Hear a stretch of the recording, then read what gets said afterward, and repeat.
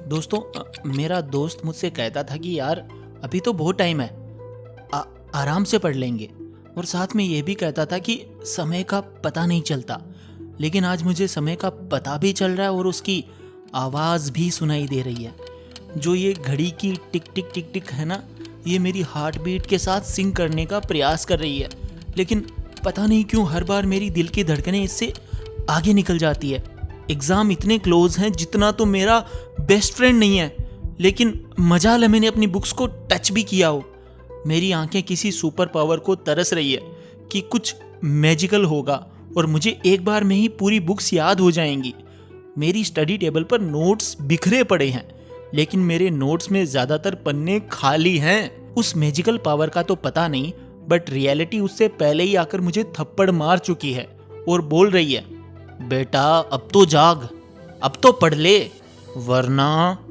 अब वरना का मतलब आप ही बताओ कमेंट में कि ऐसा क्या हो सकता है ज़्यादा से ज़्यादा अगर मैं फेल भी हो गया। बाय द वे मैं अभी 10th में ही हूँ, लेकिन मेरी उम्मीद अभी भी जिंदा है और उम्मीद पर ही तो दुनिया कायम है। इसके आगे की लाइन मैं बोल देता हूँ मेरे भाई। क्या यार, एग्जाम के टाइम भी मजे सूझ रहे हैं तुझे? सुन, तेरी कहानी काफी दुख से भरी है, आई नो, बट साला ये दुख काहे खत्म नहीं होता बे। तू तो 9th में भी ये सेम स्टोरी सुना रहा था।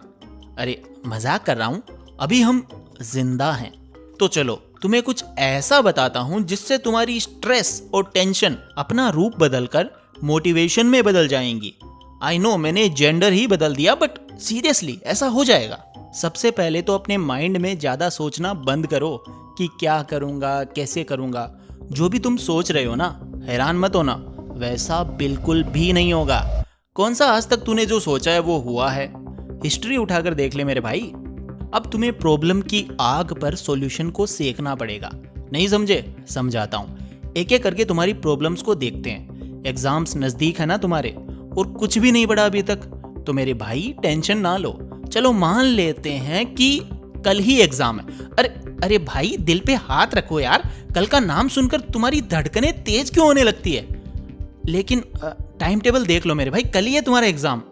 अब आज तुम्हें कुछ ऐसा करना होगा जिससे कल के एग्जाम में तू अपनी आंसर शीट को भर पाए। क्या बोल रहा है? हनुमान चालीसा याद है वो लिख दूं क्या? अरे गलती से भी ऐसा मत करना कि कुछ भी लिख दिया। अब बोलोगे कि फिर क्या लिखूं, आंसर्स तो याद ही नहीं किए। तो भाई एक दिन है ना अभी अपने पास, उसमें करते हैं ना कुछ। Let's start. देखो दोस्त, तुझे पता तो होगा ही कि मार्केट में इतनी सारी बुक्स आती है जिसमें PYQs यानी प्रीवियस ईयर क्वेश्चंस, वो भी ईयर वाइज और चैप्टर वाइज लिखे हुए होते हैं।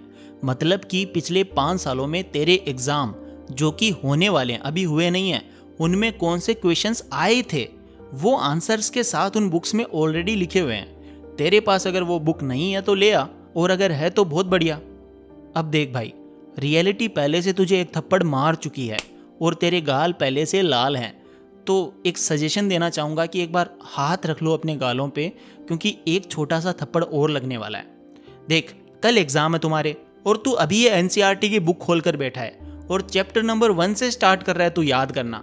हाँ, तू कर लेगा याद, मुझे विश्वास है तुम पर कि 2025 तक तो तेरी ये बुक कहीं नहीं गई। लेकिन कल एग्जाम है और आज तो NCERT का चैप्टर नंबर 1 खोल कर बैठा है। तुझे क्या लगता है सारे क्वेश्चंस इस चैप्टर नंबर 1 से ही टपकेंगे? नहीं ना। तो भाई आज हम उस प्रीवियस ईयर क्वेश्चंस वाली बुक को ही अच्छे से पढ़ सकते हैं। उसको ओपन कर। मुझे पता है वो बुक भी थोड़ी सी मोटी है, लेकिन कौन सा तुझे उसके 6 पैक एप्स बनाने हैं? तुझे तो बस पिछले 5 साल के पेपर्स को पढ़ना है अच्छे से, वही तेरा टारगेट है। उससे पहले का छोड़ दे। अब तेरे पास एक फिजिबल टारगेट है जो कि तू आज में पढ़ सकता है। अब उनको पढ़ने का तरीका बताता हूँ जो कि थोड़ा कैजुअल है। तो सबसे पहले बुक ओपन कर। कितनी खतरनाक लाइन बोली ना मैंने कि बुक ओपन कर। It's very new to you, but किताब खोलेगा तो ही तो पढ़ पाएगा। अब आगे, उसमें चैप्टर वाइज क्वेश्चंस हैं सारे, इसीलिए हर चैप्टर में हर क्वेश्चन के आगे लिखा हुआ है कि ये क्वेश्चन कितनी बार एग्जाम्स में आ चुका है। अब जो क्वेश्चन सबसे ज्यादा बार आ चुके हैं उनको घोल करके पी जा। अरे अरे भाई क्या कर रहा है, पेज क्यों फाड़ रहा है? घोल करके पीना मतलब अपना पूरा एफर्ट लगा के उन क्वेश्चंस के आंसर्स को याद करना होता है मेरे भाई।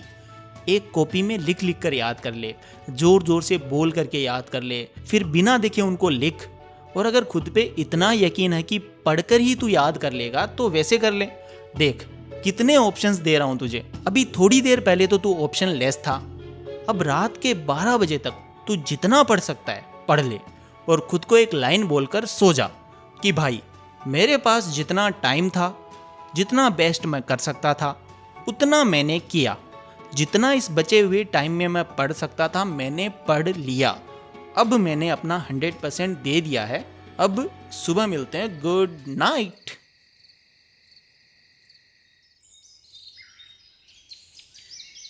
गुड मॉर्निंग मेरे भाई, उठ जा। अलार्म लगाया था मैंने 5 बजे का। अब एक बार जो जो तूने याद किया था ना लास्ट नाइट, उनको गो थ्रू कर ले। तेरी आंखों को बोल कि भाई ये लास्ट टाइम है, जितना देखना है देख लो एक बार में सारे क्वेश्चंस के चेहरों को, और बस। अब एग्जाम सेंटर भी तो जाना है, लेकिन जब तक घर पे हो चाहे नाश्ता करो या पानी पियो, वही क्वेश्चंस आंखों के सामने रहने चाहिए। अब रेडी भी हो जा भाई, एग्जाम सेंटर में स्वागत के लिए लोग खड़े हैं। जल्दी चल, अब अपनी बुक्स बंद कर दे और चल मेरे साथ। बट पहले देख ले अपना एडमिट कार्ड, पेन पेंसिल सब ले लिया है ना? चेक कर लो भाई, ले लिया सब कुछ? ठीक है भाई, चलो मेरे भाई। ये पहुंचे हम एग्जाम सेंटर। आज तो तुझे एग्जाम दिलवा कर ही वापस आऊंगा। अरे टेंशन मत ले, मुझे कोई नहीं देख सकता, मैं इनविजिबल हूं। चलो अंदर चलो। ये रही तेरी बेंच, बैठो सरकार यहाँ पे। अरे अबे ओए, गुनगुन को देखने आया क्या यहाँ पे? वो तो अपने आंसर्स को मेमोराइज कर रही है, तू भी कर ले। आंखें बंद करो और जब तक ये 15 मिनट्स मिले हैं ना, तब तक एक बार मेमोराइज कर ले आंसर्स को। दोस्तों इसको बता दूं क्या कि क्वेश्चन पेपर इसके सामने आ चुका है। अरे आंखें मत खोलना, एक बार याद करता जा। अभी बेल बजेगी ना तब खोलना, जब सब लिखना स्टार्ट करेंगे तब। अब आंखें खोलो प्यारे और देखो ये प्यारा सा क्वेश्चन पेपर सामने पड़ा है। लेकिन रुको, पहले 5 सेकंड अपने मम्मी पापा को याद कर ले। वो बोल रहे हैं कि हम साथ हैं बेटा, go for it, we are with you. अब सुन, क्वेश्चन पेपर को पढ़ने का टाइम भी नहीं है तेरे पास और पूरा पढ़ना भी मत। ये गलती सब कर रहे हैं। देख अपने चारों तरफ, सब क्वेश्चन पेपर को पढ़ने में लगे हैं। अब थोड़ी देर में उन सब की फटेगी आंखें और बोलेंगे कि ये नहीं आता, वो नहीं आता। भाई तू सिर्फ पहले क्वेश्चन को देख, उस पे सारा ध्यान लगा, उस क्वेश्चन के हर वर्ड को ध्यान से पढ़। कुछ याद आया? हाँ ये वही है, चैप्टर नंबर 3 वाला। अब लिखना स्टार्ट कर, अच्छे से लिख, फिर अपन दूसरे क्वेश्चन पे चलेंगे। तो भाई लिख लिया? चलो अब ये दूसरा क्वेश्चन, इसको भी वैसे ही कर। अब तुझे सारे क्वेश्चन सीरीज वाइज ही करने हैं। अगर कोई क्वेश्चन नहीं आता तो एक बार उसको छोड़ दे और नेक्स्ट वाला कर ले। अब पहले राउंड में जितने भी क्वेश्चंस तुझे आ रहे थे वो तो तूने कर दिए। अब दूसरे राउंड में जो क्वेश्चन छोड़े थे उनको भी कर। अब तू पूछेगा कि जो क्वेश्चन मुझे आते ही नहीं है उनको कैसे करूं? तो उसमें भाई तुझे आंसर फ्रेमिंग टेक्निक का यूज करना है। उस क्वेश्चन के हर वर्ड को ध्यान से पढ़ और जितना तुझे उस क्वेश्चन के बारे में समझ आता है उसके आंसर को फ्रेम कर दे। लेकिन एक बात का ध्यान रखना, आंसर क्वेश्चन के रेलेवेंट होना चाहिए, ठीक है? और माइंड में उससे रिलेटेड जो भी इंफॉर्मेशन है वो लिख दे। देख देख देख देख कैसे खुश हो रहा, सारा पेपर कर दिया तूने तो, और बाकी लोग अभी भी कर रहे हैं। लिखने की स्पीड तो अच्छी है तुम्हारी, बट हैंडराइटिंग थोड़ी कैजुअल है। अरे कोई ना, राहत की सांस ले। अब भाई सीधा घर को निकल, कोई दोस्त वोस्त से बात नहीं करनी। वो पता है क्या बोलेगा? वो बोलेगा मैंने तो इतने क्वेश्चन सही किए कि मेरे तो 100 में से 150 बन रहे हैं, और तू मान भी लेगा। ऊपर से वो तेरे आंसर्स में कमियां निकालेगा और फिर तू घर जाकर रोएगा। तो भाई फिर तू नेक्स्ट एग्जाम की प्रिपरेशन कैसे करेगा? जरा सोच सोच मेरे भाई सोच। इससे अच्छा है घर ही चलते हैं। चलो अब नेक्स्ट पेपर की तैयारी करते हैं। देख भाई हो गया ना पेपर, चिल कराकर ऐसे बौखलाया मत कर। हर प्रॉब्लम का समाधान है तेरे भाई के पास। ठीक है भाई, मैं चलता हूँ, अब मेरा काम हो गया। तू खाना वाना खा ले और मम्मी पापा को मेरा प्रणाम कहना। और एक बात और, जिस सुपर पावर की तू बात कर रहा था ना, वो तेरे अंदर ही है।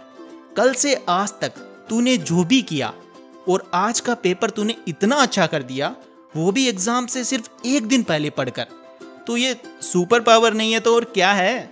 अब रिजल्ट वाले दिन मिलते हैं या फिर किसी नई प्रॉब्लम के सॉल्यूशन के साथ। तब तक के लिए all the very best for your exams. Take care, love you bro, see या।